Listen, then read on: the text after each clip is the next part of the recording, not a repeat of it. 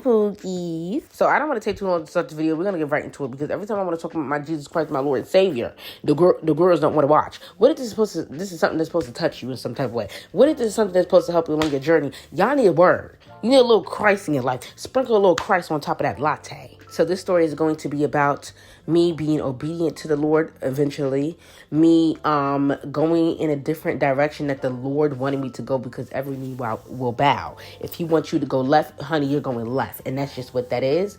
And this is a story about, I'm looking for the word, giving the Lord full authority over your life in certain areas, which is a scary thing. It's a scary word for a lot of girls.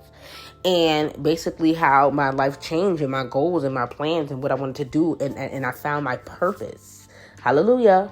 So, yeah, we're going to get into it. But just to leave you with this, many are the plans of the man's heart, but the Lord's will always prevail. I was born on a warm day in May, the month, and year, the 2000.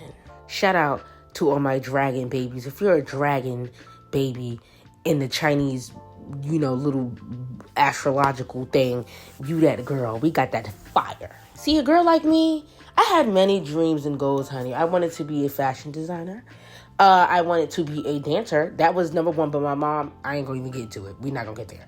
I wanted to be a dancer. I wanted to be a meteorologist. Yes, a pharmacist.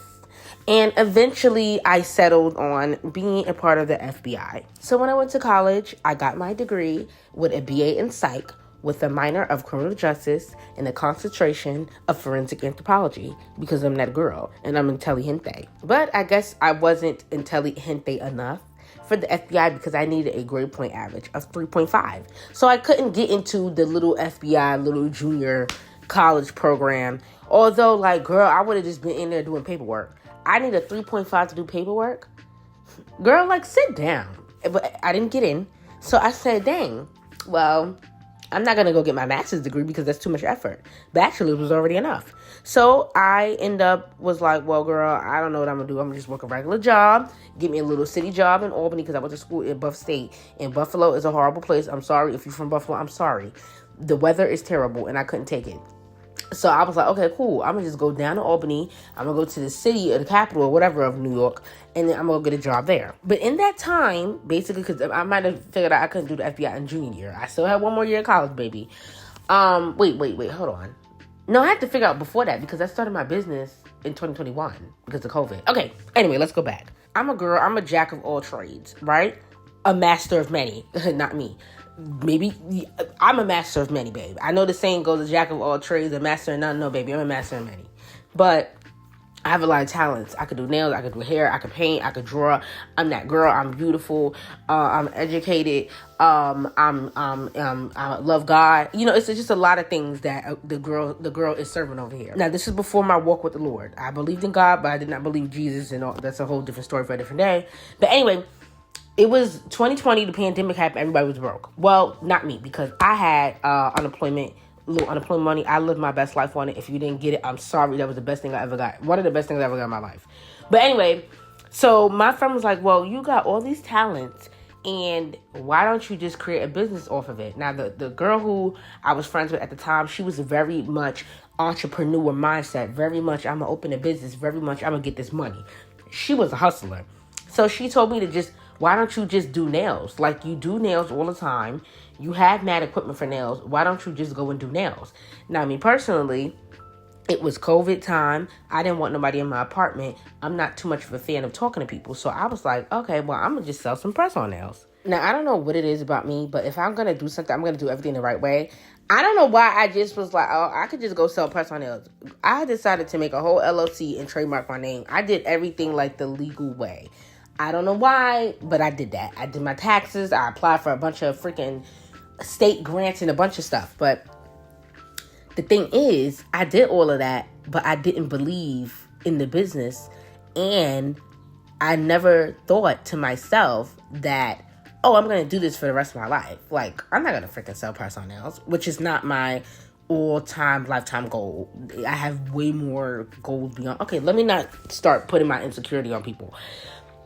I just, at the time, I was like, I'm not going to sell press on nails. Like, this is a little something cute to do, but I'm getting the LLC and trademark of my name. That don't make any sense. That is giving long term. It's giving longevity. But my mind wasn't there, but my body did it. Don't know why. So anyway, time goes on. I, do my LLC. I do my big one. I get all the legal stuff for the business, although I had no faith in my business. I didn't believe it would go anywhere. I didn't believe people care. I didn't believe I could do this for a lifetime. It was a dope idea to get a little quick cash, but it wasn't something like that I should really be putting my effort into. I never gave entrepreneurship. Never, okay?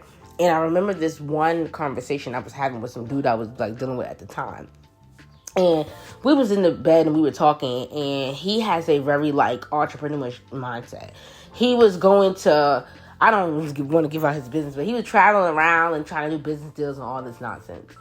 And we was in the bed talking one day, and he was like, I see your business and I see you posting, you got your content. I'm like, that's dope or whatever like that. So like, what you going to keep it going? I was like, no, I'm not going to keep this going. This is the little something to get cash. So he was like, what do you mean? So he was like, you're not going to take your business full time. Like, you're not going to actually put all your love into the business.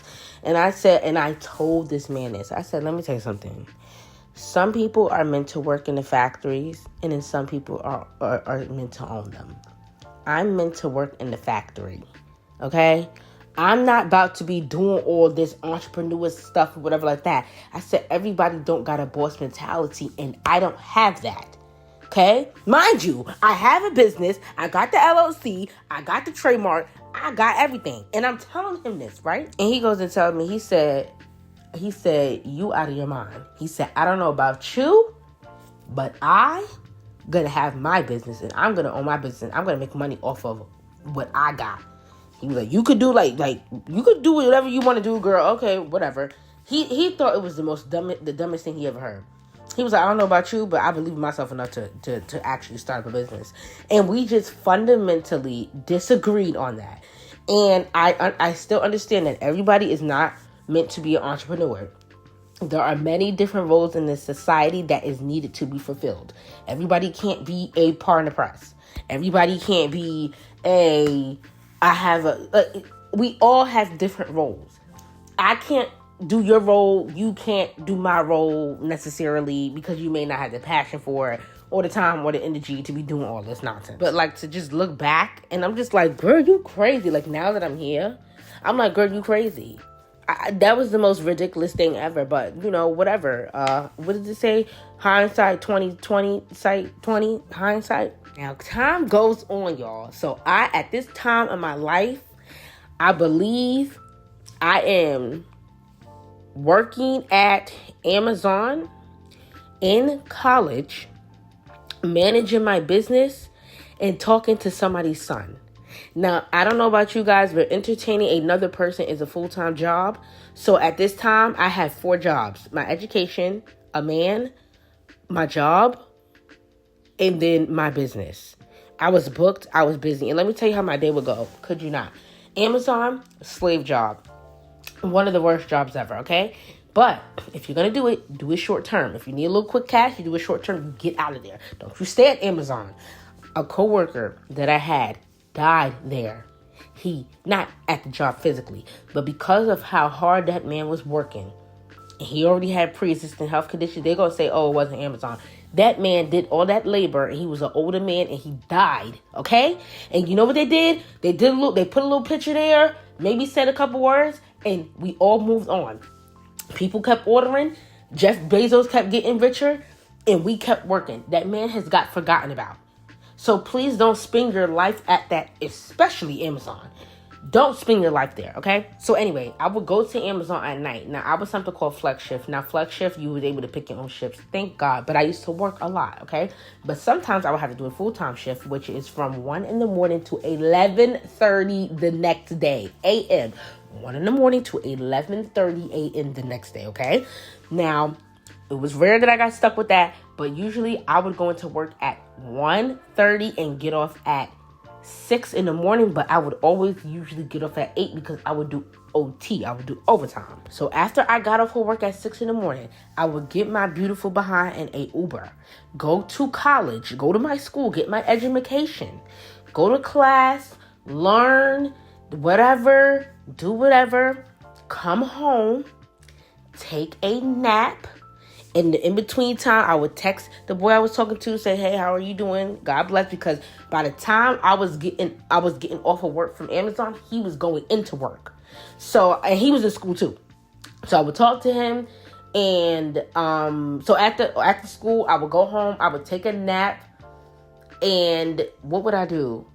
Oh, I would be so exhausted. I think I would wake up at probably 4 or 5 and start to begin to get ready to go back into work. I would probably try to get a small nap before I got into, let's say I took a nap from 9 to 11.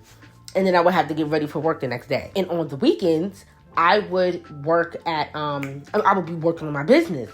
Promos, social media, doing orders, whatever. So I worked a lot of, one thing about me, my work ethic is out of this world. Okay, I work like a work mule. I should never work that hard, but I did. Anyway, I got my degree, graduated college. We're moving on. I'm at Amazon. The lady told me Amazon messed up my knees. Okay, my knees got toe up because of Amazon. Toe up. Okay, I had all these issues and stuff like that, shoulder, whatever. And a lady, my supervisor, one of the supervisors pulled me in the room. She said, "You have to get out of here. You've been here for too long." And I think I was getting close to a year. She said, "You have to pivot." And I said, "Ma'am, I'm trying to get another job. I'm trying to get out of here. I've been applying. I haven't got called." She was like, "You gotta go. You can't stay here." The guy died. She had a horrible anxiety attack. She was out of work for months. I don't know what happened. She was like, "You gotta get out of here." By the grace of God, I got a job. I got a job being a temp. Sorry, I got braces, so if I sound like lispy, you know why. I got a job being a temp at a trucking agency called Yellow Trucking Company, whatever like that. And I got out of there. So by October, I was getting close to a year. It was me from December to December of the next year. I got out of Amazon October and started my new job. I was there from October to January. But stay with me now. I was at that new job and I was so happy. And I really, honestly, I loved my job. Because one thing about me, I am a problem solver and I really know how to deal with people. So I used to deal with a lot of angry individuals, and I was able to garner trust to where they got really comfortable with me when I was moving and shaking. Basically with the company I was invoicing. So I was basically making sure that the companies paid my company for the services that we provided for them. So I was moving. What is that? I was processing, sorry, y'all, I seen the bug. I was processing payments. I was getting that debt cleared off. I was handling the accounts with hundreds of thousands of dollars worth of debt. I was that girl. But I might have to do part 2, child. The biggest problem with this job was that I did not have a car. Okay, and I'm in Buffalo.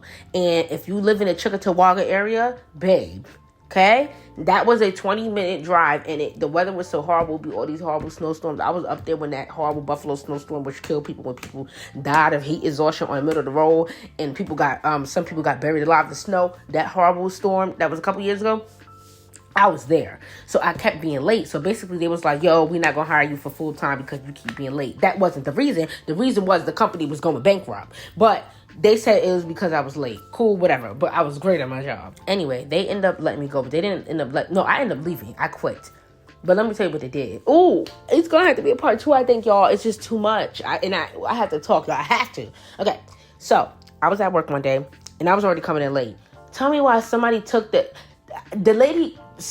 my supervisor kind of ate me up for filth. Not really. She didn't really eat me up like that. Let me but she kind of gathered me a little bit. I guess she thought that I wasn't going to come into work next day because although you gathered me, bruh, you're a supervisor and you're telling me that I'm not being adequate enough in my job because I'm late. Why would I not come to work the next day?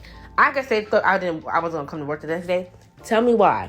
They took my Ethernet cord from my computer, so when I tried to log in, I had no internet and I would end up being late because they took my cord from my computer. And she locked me out of my system, so I had no access to the building, so I had to ask somebody to get in. Now, mind you, I don't know this. I'm walking into the building, my key card not working, my internet cord not there. And she's like, "Oh, I'm sorry, because you were trying to be messy with that messy spirit and them evil eyes." And I end up leaving, because I said one thing about it, 2 things for sure. I am not going to be in a space to where I'm not wanted. Me getting fired is one thing, but you cutting my access to my job, which I didn't quit from, and you taking my internet cord, so when I come into my place of work, there's no internet to my computer, and guess what?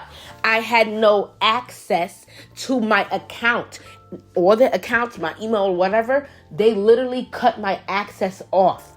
I had no access. I was completely shut out the system without a formal fire. She basically was threatened to fire me and basically said she wasn't going to keep me full time. Cool.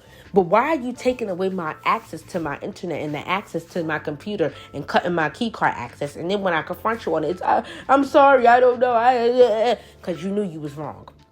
And God don't like ugly.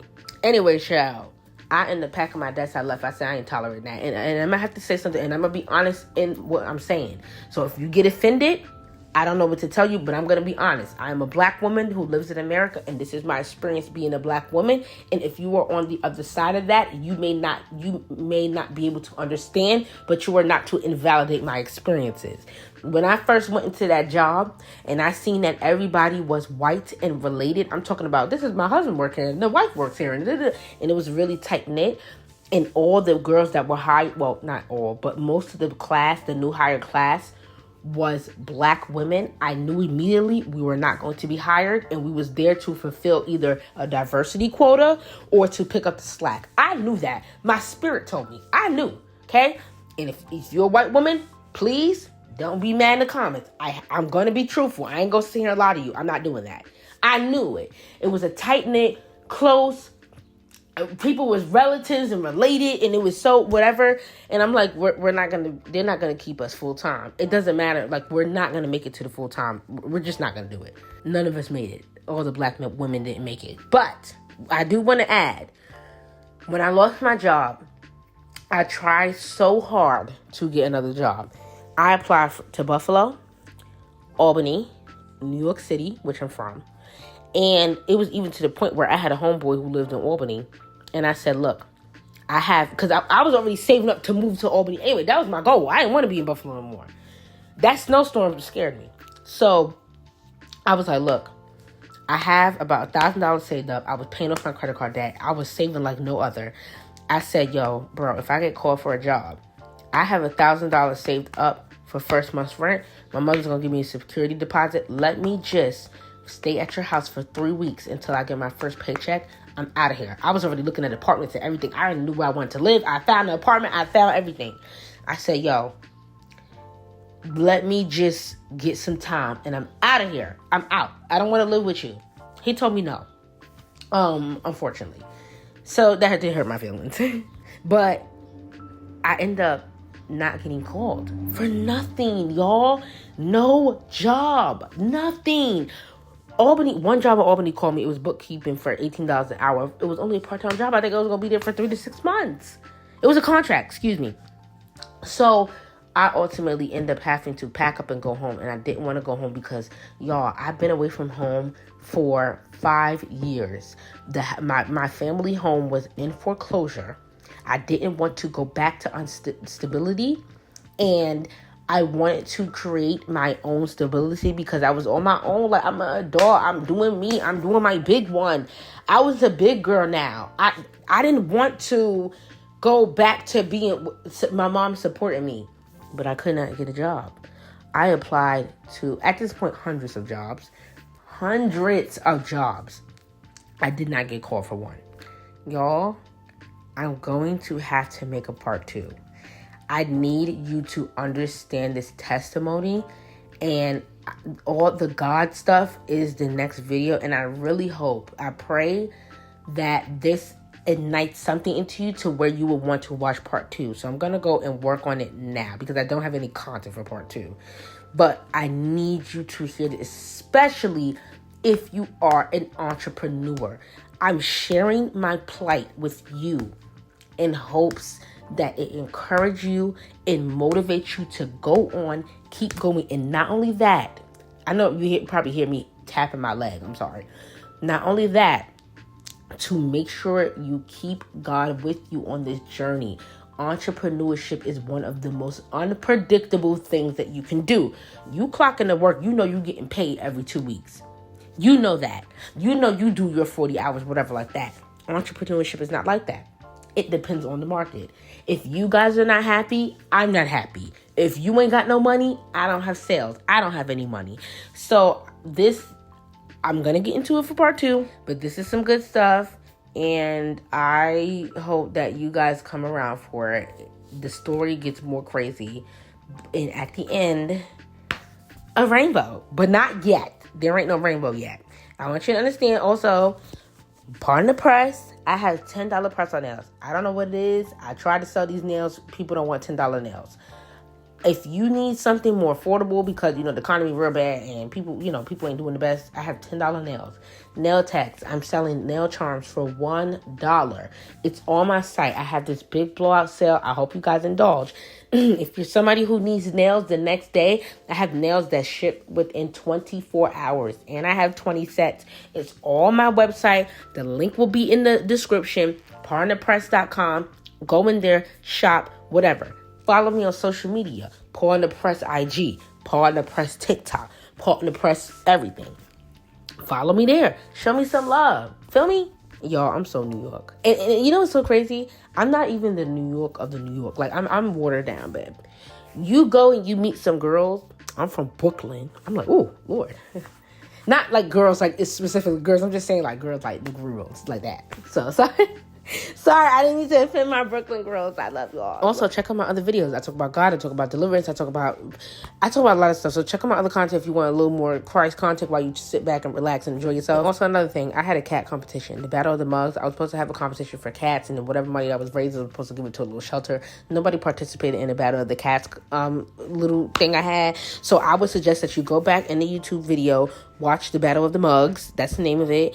And if you want, you can show some love by buying some kitty press-on nails, and I will take some of the money and donate it to... I explain everything in that YouTube video. Go back and watch that YouTube video. And first of all, I could have actually talked for an additional 4 or 5 minutes. Wait a second, because I'm about to go back because this is a long outro. But anyway, the nails are done. This is for Scissors Not Beauty launch. I did some nails that was inspired by her new brand. So shout out to SZA. Show her some love. I seen you in New Jersey. You was lit. You was fire. And the girl was singing her behind off. Anyway, I love you guys. And bye. And come back for the next one. That's serious.